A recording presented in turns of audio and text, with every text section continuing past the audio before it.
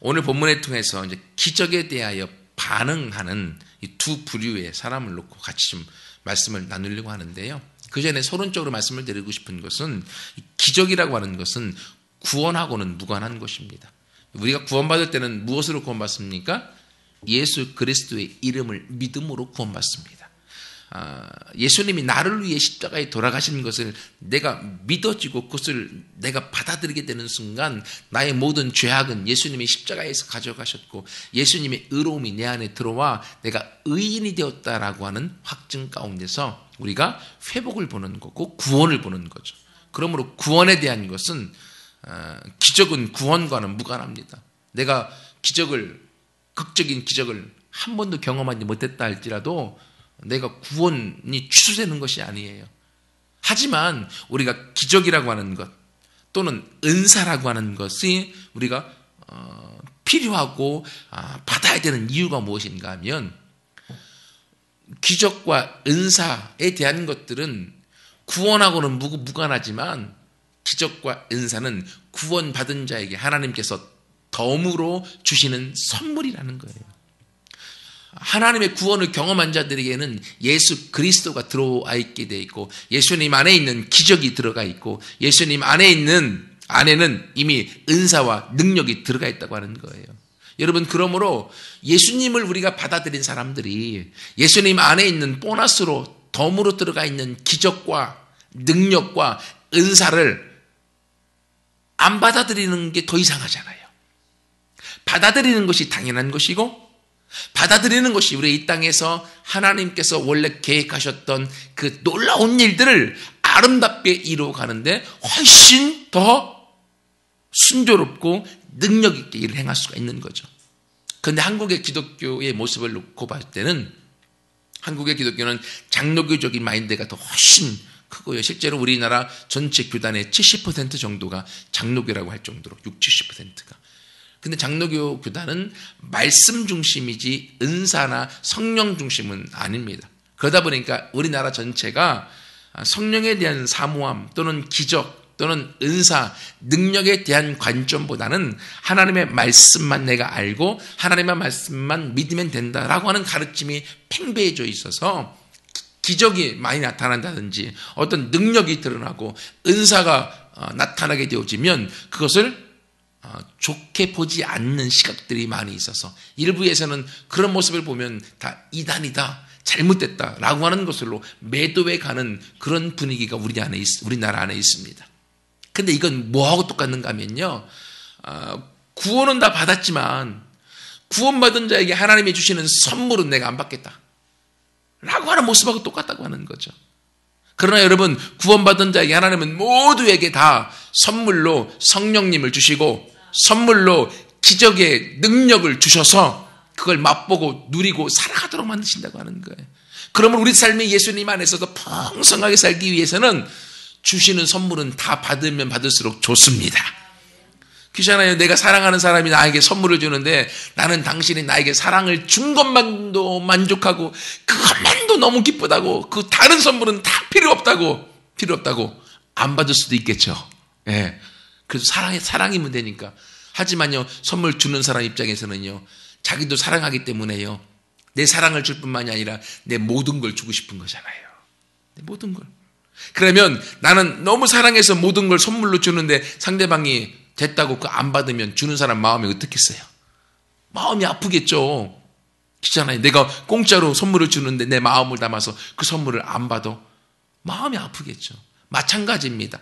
하나님께서 우리를 사랑하셔서 독생자 예수 그리스도를 아끼지 아니하시고 십자가의 죽임으로 저와 여러분에게 구원이라는 선물을 주셨어요. 우리에게 놀라운 은혜의 삶을 살도록 주셨어요. 그리고 그 하나님께서 우리에게 덤으로 보너스로 성령을 주시고 그리고 능력을 주시고 은사를 선물로 다 주셨어요. 근데 예수님은 받았고 그리고 기적과 구원에 대한 기적과 능력에 대한 은사들은 받지 않는다고 하면 하나님의 마음이 어떨까요? 근데 우리들의 신앙이 그러나 구원은 경험했지만 은사와 기적과 능력은 터부시 않은 쪽의 모습이 있다고 하는 거예요. 오늘 본문에 보면 첫 번째 나누고 싶은 것은 이 대제사장과 사두개인들이 있습니다. 이들의 모습이 한국 교회에 말씀은 좋아하지만 은사나 기적에 대해서는 터부시하는 입장의 모습으로 저에겐 다가왔어요. 제자들이 성령이 충만하여 기적을 막 행하고 다니고 있습니다. 그랬더니만 오늘 본문의 17절 보세요. 대제사장과 그와 함께 있는 사람 즉 사두개인의 당파가 다 마음에 시기가 가득합니다. 왜? 말씀은 자기들이 잘 알고 있지만 자기들에겐 그 기적이 없습니다. 그런 능력이 나타나지 않습니다. 하지만 생판 모르는 예수의 제자라는 사람들이 나타나더니만 성령이 충만하여서 병든 자를 다 고치고 엄청난 기적의 일들을 행하고 있는 걸 봅니다. 백성들이 자기들을 쫓아왔고 자기들을 인정하고 자기들의 지시를 받고 살았었는데 어느 순간부터는 기적을 행하는 제자들에게 백성들이 다 마음이 빼앗겨서 제자들을 따라가고 있습니다. 종교 지도자들의 마음의 시기가 가득합니다. 어떻게 했습니까? 사도들 다 잡아다가 감옥에 가둬. 그래서 순식간에 기적을 행하는 삶이 감옥에 갇히게 되어집니다. 핍박하는 거죠. 못하게 하는 거죠.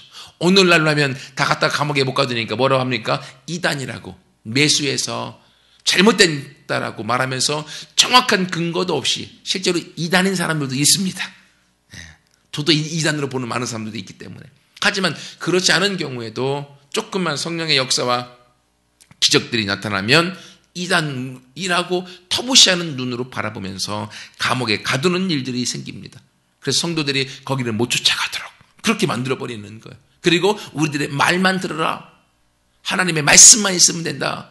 구원받지 않았느냐? 라는 것들로 이야기합니다. 그리고 다른 성령의 선물을 받지 못하게 만드는 거예요. 그래서 감옥에 가둬놔 버렸습니다. 근데요, 감옥에 가둬놓고 그 다음날 이제 대제사장들과 사내들인 공의회 모든 사람들이 재판을 열어서 이 사도들에게 판결을 내리려고 했습니다. 근데 그 간밤에 이상야릇한 일이 생깁니다. 주의 천사가 와서 감옥에 튼튼히 갇혀져 있었던 제자들, 사도들을 빼내어서 너희는 가서 다시금 성전에 들어가 하나님의 생명의 말씀을 전파해라. 그 성령님이 그들을 끌어내셨어요. 근데 이것을 아는 사람이 아무도 없습니다. 성전을 지키고 있었던 사람들도 몰라요. 왜? 본문에 보십시오. 아주 재미나게 그걸 잘 설명해 놓고 있습니다. 그래서 21절 하반절에 보면 이제 대제사장들과 원로들을 다 모으고 사람을 옥에 보내어 사도들을 잡아오라 이야기합니다. 22절에 부하들이 가서 옥에서 사도들을 보지 못하고 돌아와 이르되 우리가 가서 보니까 첫 번째 옥문은 든든히 다 잠겨져 있었다. 그렇죠? 옥이 문이 하나만 있었던 것이 아니라 몇 개의 문이 있었을 텐데 그 옥문 전체가 다 든든히 다 잠겨져 있었고 두 번째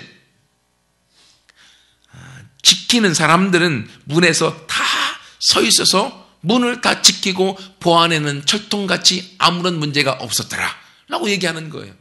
그런데 정작 문을 열고 안에 들어가 봤더니만 제자들이 있어요 없어요? 한 사람도 눈에 보이지 않더라. 도대체 어떻게 된 일인가? 24절에 성전 맡은 자와 제사장들이 이 말을 듣고 의혹하여 이 일이 어찌 될까? 이거 어떻게 된 일이야? 요즘 말하면 귀신이 코칼 노릇이네. 너무 엄청난 사건을 이 대제사장들과 종교 지도자들이 지금 경험하고 있는 거예요. 도대체 얘들이 어떻게 빠져나갔을까? 어떻게 나갔을까? 하늘이 뚫린 것도 아니고 옥문은 다 잠겨져 있었고 지키는 사람들도 요지부동 거기에 계속 있었는데 도대체 어떻게 된 일일까? 귀신이 코칼 노릇이다. 귀신이 코칼 노릇이다. 이해가 안 되는 거. 도대체 왜요? 성령의 역사는 인간의 지식으로 이해가 되지 않습니다. 성령의 역사는 하나님의 영의 사역이기 때문에 사람의 육체의 몸과 그리고 사람의 이 혼의 지식, 감정, 의지로는 이해할 수 없는 거예요. 도무지 이해가 안 되는 거예요. 실제로 우리도 성령에 대해서 터부시하는 이유가 어디 있습니까? 이해가 안 되기 때문에요. 하나님의 말씀을 가지고서 우리가 이해가 안 되기 때문에 그렇습니다. 이해가 안 되다 보니까 어떻게 합니까? 거기에 대해서 밀어내는 거예요. 선물을 아무리 많이 가져다주고 하나님의 선물을 통해서 이 땅에서 풍성한 삶을 살 수 있도록 모든 것을 다 준비해 주었음에도 불구하고 오늘날의 그리스도인들이 하나님의 기적에 대하여 은사에 대하여서 마음의 문을 열지 않고 있습니다. 사실 거기에는 상처도 있습니다. 왜냐하면 한국교회가 실제로 60년대, 70년대, 80년대 엄청난 은사를 하나님이 선물로 주셨어요. 근데 한 가지 문제가 뭐였는가 하면 은사의 능력을 통하여 기적이 수없이 많이 일어났지만 한국교회의 믿음의 선조들이 말씀에 대한 바탕이 제대로 서 있지 않으셨어요. 거기에는 선교사들의 문제가 있습니다. 왜 그런가 하면 한국에 초창기 들어왔던 선교사들이 폈었던 정책 중에 네비우스 정책이라고 하는 정책이 있었습니다. 거기에 그들이 뭐라고 하는 기록이 있는가 하면 선교사들이 와서 한국의 백성들 목회자로 만들고 지도자로 세울 때에 너무 많은 걸 가르치지 말라. 너무 많이 알면 그들이 우리 말을 듣지 않게 될 것이다. 그러므로 너무 많이 가르치지 말고 그들을 지도자로 세우고 목사로 세우라 라고 하는 조항이 그 안에 들어있습니다. 그러다 보니까 믿음의 선조들이 일제의 압박 속에서 엄청난 어려움 중에 하나님의 믿음을 통하여서 그들이 굳건히 잘 서나간 건 사실입니다. 하지만 그들이 시대가 흘러내려오면서 믿음의 선조들이 성령의 은사와 능력은 있었으되 말씀에 대한 깊이가 없었고 하나님의 말씀을 통하여 성령의 은사를 어떻게 사용해야 될지를 몰랐던 것들입니다. 그러다 보니까 이제는 그 은사 속에 하나님이 주신 선물인데 그 은사 안에 말씀을 제대로 알지 못하는 믿음의 선조들 가운데 사단이 잘못된 생각들을 가져다 주어서 그들을 혼란시켰을 때 하나님이 주신 선물인 은사와 기적과 능력들이 바른 말씀의 토대 위에 사용되어지기보다는 잘못되게 사용되어질 때가 많았던 거죠. 그러다 보니까 교회가 은사를 통해서 하나 되어지고 또 번성해야 되는데 도리어 은사 때문에 교회가 분열된다든지 교회 안에 은사로 말미암아 은사자로 인하여서 혼란을 일으키는 일들이 생기다 보니까 교회에서 은사자들을 다 밀어내버리는 경향이 생겨버렸던 것입니다. 그래서 한국의 기독교, 특별히 장로교를 중심으로 한 이 교회들이 말씀에 대한 중심을 가지고 나오되 은사에 대한 문제들이 생겼을 때 그 은사를 다 밀어내어버리다 보니까 그때부터 한국교회가 이렇게 메말라버린 생명력을 잃어버린 능력을 잃어버린 그런 교회의 모습으로 전락되어져 버렸던 것들이죠. 그러다 보니까 오늘날도 성령님은 살아계시기 때문에 엄청난 기적들을 오늘날도 행하십니다. 능력과 은사를 선물로 주십니다. 그런데 그 부분들을 받아들이지 못하는 거예요. 왜? 말씀만 있으면 되지. 구원받았으면 되지. 또 뭐가 필요할까? 라고 하는 생각으로 하나님이 주시는 선물들을 다 밀어내다 보니까 오늘날 한국의 그리스도인이 4분의 1, 4명 중에 1명은 그리스도인이라고 하는데 그러나 지속적으로 이 나라의 정치인과 경제인과 대통령과 하나님 믿는 성도들 그리고 직분자들이 이 나라를 이끌어가는 위정자들이 되어졌음에도 불구하고 제대로 그 역할을 감당하지 못하고 어려움 속에 빠지는 이유가 여기에 있다고 하는 거예요. 여러분, 그러므로 오늘 본문에도 보면 도무지 성령의 역사, 영적인 사건에 대해서 인간은 이해가 되지 않아요. 사두개인과 바리새인들, 대제사장들 도대체 이 사건을 이해할 수 없습니다. 감옥에 잘 감춰져 있었던 감옥에 갇혀 있었던 제자들이 어느 순간 사라져버린 거예요. 막 혼란스러운 그때에 한 사람이 막 뛰어들어옵니다. 그러더니만 뭐라고 말합니까? 25절에 사람이 와서 알리되 보소서 옥에 가두었던 사람들이 지금 성전에 서서 백성을 가르치고 있다이다.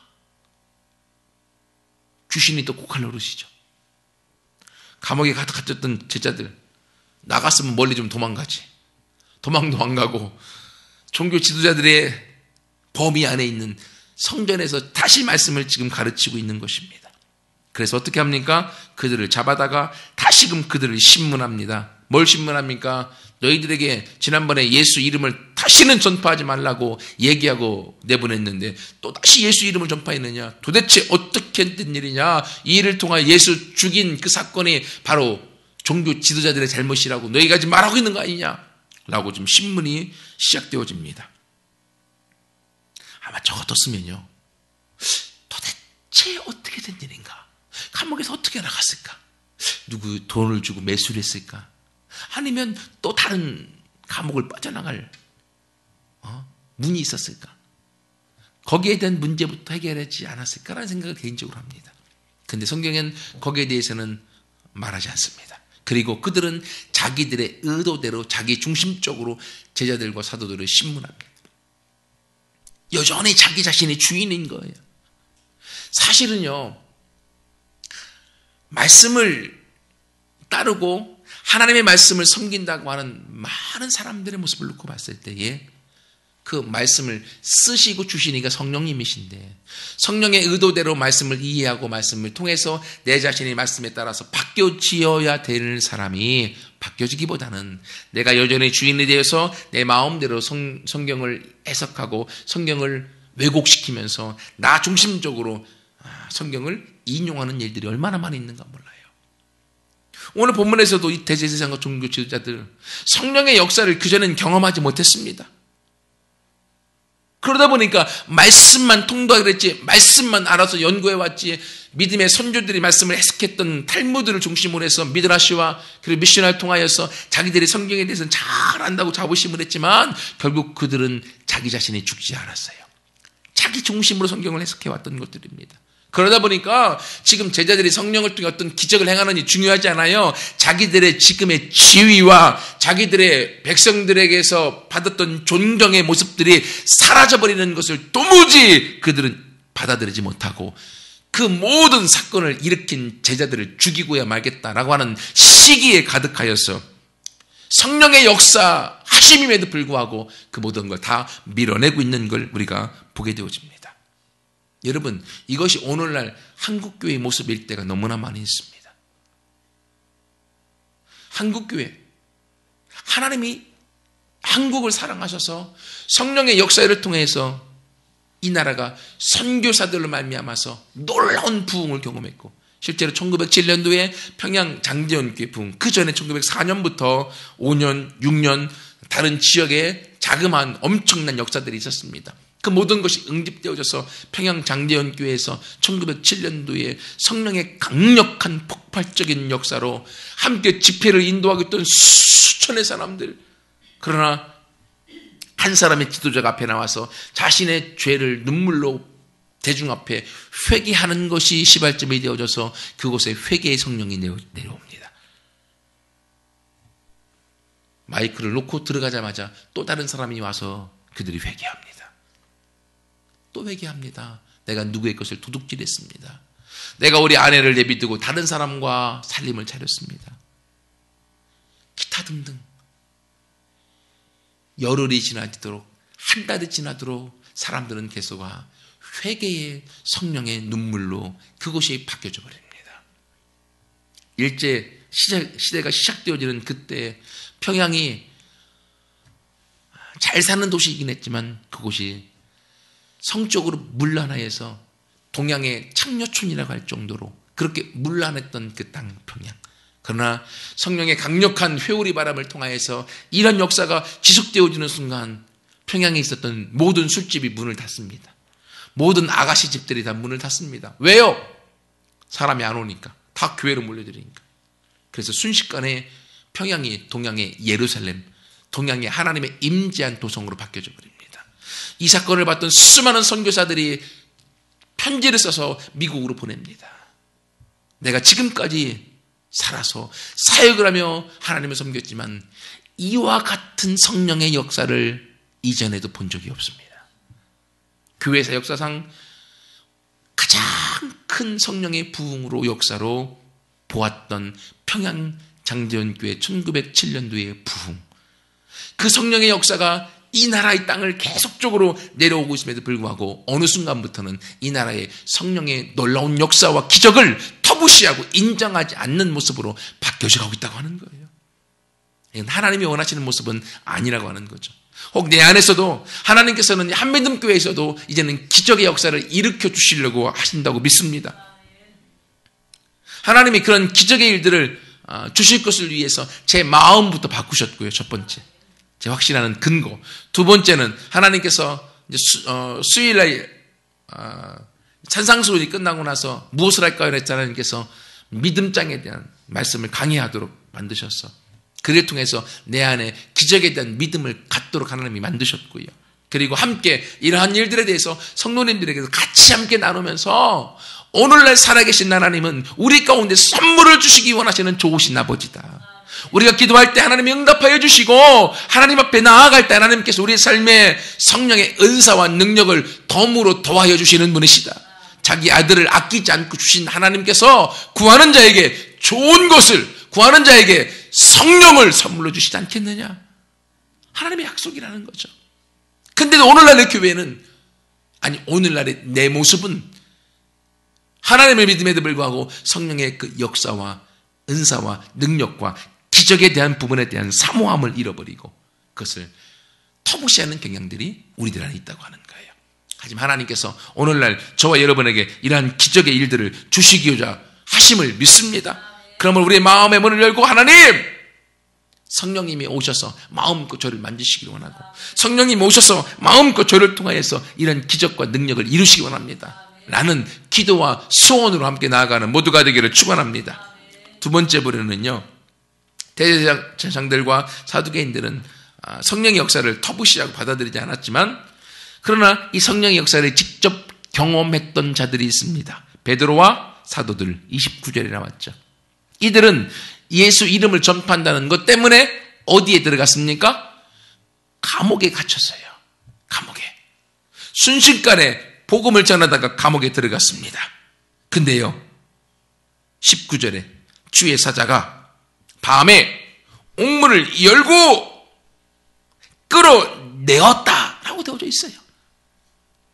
성령님이 오셔서 주의 사자가 제자들의 감옥에 갇혀있는 옥문을 열고 그들을 끌어내어서 옥문 밖으로 옮겨 놓았다고 하는 거죠.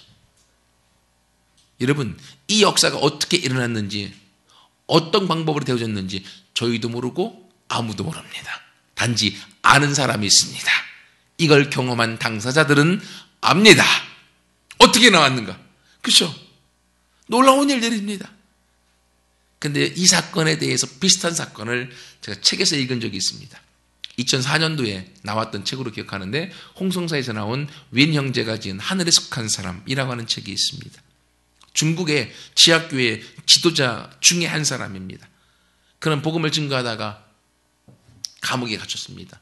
중국에서 최고로 보안이 강력하게 되어져 있다고 하는 그곳에 그는 갇힙니다. 거기에다가 그는 고문과 매질을 통하여서 다리, 뼈 부분이 부서졌다라고 자기가 얘기합니다. 스스로 일어설 수도 없었습니다. 스스로 걸을 수도 없었습니다. 그렇게 낙심하고 좌절 가운데 감옥 안에 있을 때 거기는 문이 최소한 10개 이상을 통과해야만 밖으로 나올 수 있는 곳입니다. 감옥이 또 컸습니다. 그래서 그 감옥을 뚫고 나온다 할지라도 엄청나게 넓은 운동장이 있습니다. 그리고 그걸 뚫고 또 밖에 문을 나가야만 그는 자유인이 될 수 있습니다. 근데 어느 순간 주의 천사가 나타났습니다. 그리고 하는 말이 나를 따라오라 라고 얘기하는 거예요. 자기는 일을 수 없었습니다. 하지만 천사의 말을 듣고 자기 일어서려는 순간 자기는 일어서서 정상인처럼 몸이 태워져 버렸어요. 그리고 천사가 앞에서 가니까 천사를 따라서 그는 그냥 걸어갑니다. 옆에도 같은 죄수가 있었습니다. 순간 옥문이 열리는 거예요. 거기를 지키는 사람들이 있었습니다. 근데도 불구하고 지키는 사람들이 있는데도 불구하고 옥문이 열리는 걸 지키는 간수들이 모르는 거예요. 본인도 이 사건은 어떻게 해야 되는가? 왜냐하면 옆에 같은 죄수들도 있고 옥문을 지키는 간수들이 지금 있는 거예요. 근데 문이 열렸고 천사는 나갔고 나도 따라 나가다가 잡히면 자기는 죽는 거잖아요. 탈옥을 위해서. 고민하는데 자기도 모르게 믿음이 생겨서 따라서 나갔습니다. 문은 다시 잠겼고 간수들은 어떤 일이 생겼는지 모릅니다. 자기가 지나가는데도 불구하고 간수들이 이 사람을 보지 못합니다. 자기도 신기하는 거예요. 그렇게 두 번째 문도 열렸습니다. 그렇게 세 번째 문도 열렸습니다. 네 번째 문도 열렸습니다. 천사와 함께 그 감옥의 문들을 다 뚫고 나왔어요. 나와서 딱 보니까 연병장, 운동장에 보니까 수많은 간수들이 거기서 훈련을 받고 있습니다. 천사가 그 간수들을 삐짓고 나아갑니다. 그도 마음은 놀랬지만 천사가 가는 대로 따라서 갑니다. 근데 모든 간수들은 그를 보지 못합니다. 그리고 그는 마지막 그 중국의 최고로 보안이 엄청나다고 한 그 감옥, 그 정문의 문을 유유히 통과하여 나와서 그는 자유인이 되어집니다. 그리고 그는 중국에서 벗어나서 지금 독일에서 2004년도에 독일에서 아직 살고 있었어. 그 중국의 복음화와 전 세계의 복음화를 위해서 그는 지금도 일하고 있다라고 하는 글을 제가 읽은 적이 있어요. 엄청난 핍박 속에 있었음에도 불구하고 그는 복음 때문에 자신의 온몸을 내어 던졌을 때에 주의 사자가 오늘 감옥에 있었던 베드로와 사도들에게 찾아와서 그들을 감옥에서 끌어내어 자유인이 되어 너희는 가서 성전에서 이 생명의 말씀을 전파해라 라는 사명을 받고 그들은 나와서 성전에 가서 다시금 말씀을 전하는 거예요. 도대체 어떻게 옥문에 빠져나왔을까? 지금도 우리는 알 수 없지만 윈 형제의 그 고백을 통하여서 야, 투명인간 여기 있었구나 라는 생각을 개인적으로 해봅니다.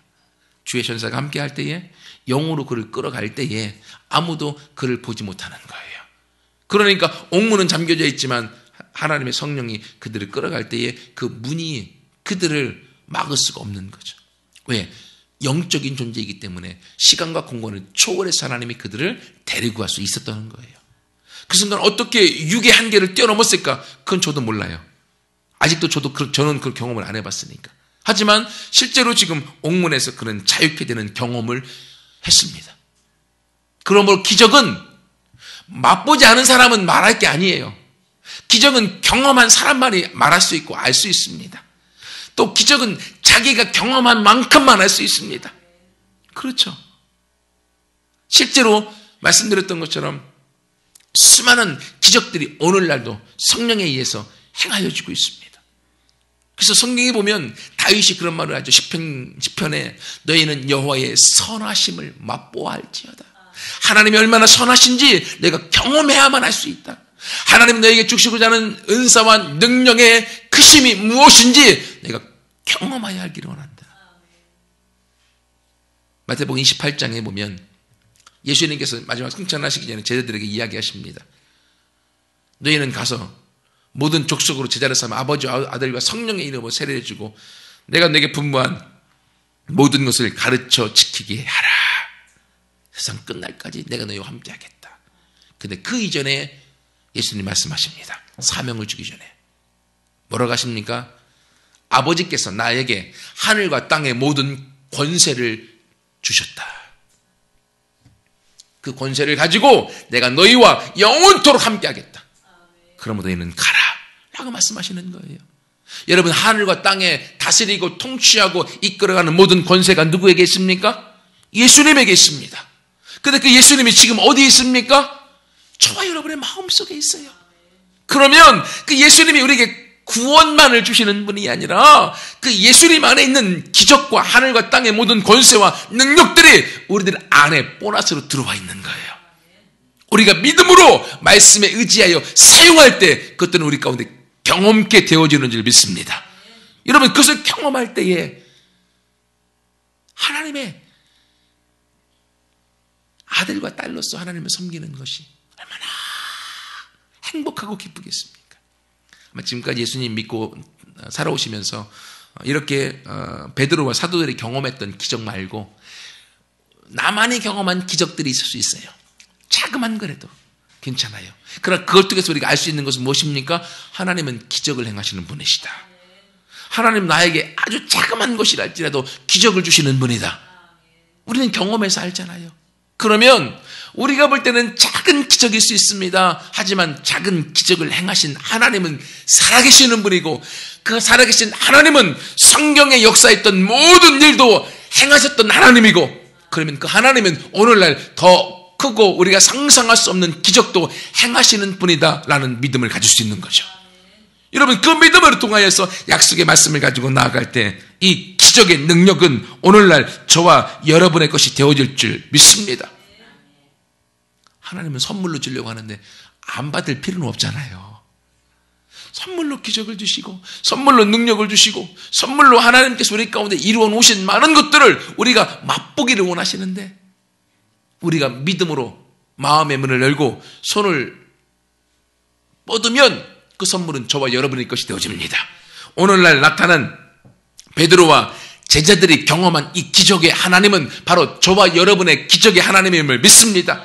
하나님은 베드로와 사도들에게 초대교회 때 기적과 능력을 행하셨을 뿐만이 아니라 오늘날 저와 여러분을 통해서도 이 기적의 일들을 행하여 주시기 원하시는 줄 믿습니다. 그러므로 이제는 기적을 아는 자가 아니라 기적을 경험하는 주인공들 되어지기를 축원합니다. 여러분 이렇게요 기적을 경험한 자가 되어지면 요 안에 또 하나의 놀라운 일이 있습니다. 기적을 경험한 자는 기적을 행하는 자가 되어집니다. 왜 그런지 아세요? 내가 기적을 경험한 만큼은 내가 그 기적을 믿는 자가 되어지는 거예요. 그러므로 그 믿음이 나에게 기적을 행하게 되어지는 거죠. 그러므로 내가 아팠을 때에 하나님의 성령을 통해서 나를 치유해 주셨다. 내가 치료를 경험했다. 하나님의 치유를 경험한 사람은요 치유의 은사가 이미 들어가 있습니다. 아니 은사로 주어지는 것이 아니라 믿음으로 치유를 행할 수 있는 그 믿음이 주어져 있습니다. 왜요? 내가 경험해서 아닌가? 이건 믿으라고 말하지 않아도 내가 경험한 거기 때문에 내 안에 치유에 대한 믿음이 들어와 있는 거예요. 그러므로 나를 고치신 하나님 이 사람도 고쳐주세요. 믿음으로 선포할 수 있는 거죠. 그러면 저와 여러분을 통해서 그 치유와 기적의 일들이 함께 흘러가는 줄 믿습니다. 성령의 은사도 마찬가지죠. 은사, 선물로 주시는 것인데 성령의 은사를 주신 하나님은요 영은 흘러간다고 하죠. 은사도 흘러간다고 하죠. 그래서 교회에 함께 방언받고 싶은 사람이 있으면 방언하는 사람 같이 기도해라. 그러면 방언의 은사가 흘러갈 것이다. 또 담임 목사님의 은사에 따라서 성도들의 은사가 비슷해지는 경향이 있는 거죠. 왜 그렇습니까? 그 은사가 흘러가기 때문에요. 마찬가지로 하나님께서는 우리 모두가 하나님의 성령 안에서 기적을 경험하는 자가 되기 원합니다. 그 믿음을 오늘 본문을 통하여서 말씀하시는 거예요. 그러면서 오직 기적을 경험한 자만이 기적을 할 수 있다. 기적을 경험한 자만이 기적을 할 수 있다고 하는 거예요. 아무리 바리새인과 사두개인과 종교 지도자들과 대제사장들에게 성령의 기적을 행하는 것들을 보여주어도요 시기만 듭니다. 이해하지 못해요. 받아들이지 못합니다. 하지만 제자들은요 그 성령의 기적의 사건을 경험한 주인공들입니다. 맛본 주인공들이에요. 죽이겠다고 감옥에 가둬놨는데도 불구하고 주의 천사가 주의 사자가 그들을 빼어내어 갔습니다. 어떻게 갔는지 오늘날까지 몰라요. 미스테리입니다. 하지만 그들은 빠져나가서 다시 성전에 가서 말씀을 전하고 있지 않습니까? 이 기적의 하나님께서 바로 저와 여러분의 하나님이십니다. 우리의 삶에 어떤 필요가 있습니까? 어떤 회복이 필요합니까? 하나님은 말씀을 의지하여서 오늘날 그것을 가지고 기도하기 원하시는 거예요. 그러면 바로 저와 여러분에게도 이 기적의 사건들이 일어나게 될 줄 믿습니다. 한미듬교회가 성장하고 부흥하게 되어지는 데는 이 기적의 일들을 통해서 주님께서 이루어 가실 줄 믿습니다. 그럴 때 여러분들에게도 이러한 성령의 역사와 기적을 맛보게 되어지면 이제 말씀의 토대 위에서 올바로 은사를 사용하되 이제는 그 기적의 능력과 치유와 그리고 하나님의 선물인 은사들을 이제는 전달하는 축복의 전달자들, 사랑의 전달자도 많은 사람에게 복음을 증가하여 주님 앞에 인도하게 되어지는 기적을 행하는 주인공들이 되어질 줄 믿습니다. 말씀을 마무리하겠습니다. 주의 사자가 오늘날도 저와 여러분을 향하여서 은사를, 기적을 선물로 주십니다. 단지 받는 자는 받아 누릴 것이지만 그것을 받아들이지 않는 자들은 구원과는 무관하기 때문에 죽으면 믿음대로 구원을 받지만 이 땅에서의 삶이 힘들고 괴롭고 어려울 수 있습니다. 왜냐하면 여전히 공중권세 잡은 자 사단이 이 땅을 다스리고 있기 때문에. 하지만 주님이 주시는 선물인 은사와 기적을 갖고 살아가는 자들에게는 더 이상 악한 영들이 공격할 수 없기 때문에 그들은 승리자로 살아갈 수가 있고 더 많은 사람들에게 기적을 나누어주고 하나님의 살아계심을 증거하여서 하나님 앞에 영광 돌리는 주인공들이 되어질 줄 믿습니다. 바로 그 주인공들이 저와 여러분이 되어서 하나님 앞에서 함께 우리가 나아가 이제는 기적에 대하여 믿음으로 말씀대로 반응하여서 이 땅에 하나님의 영광을 드러내는 모두가 되어지기를 축원합니다. 같이 함께 기도하겠습니다.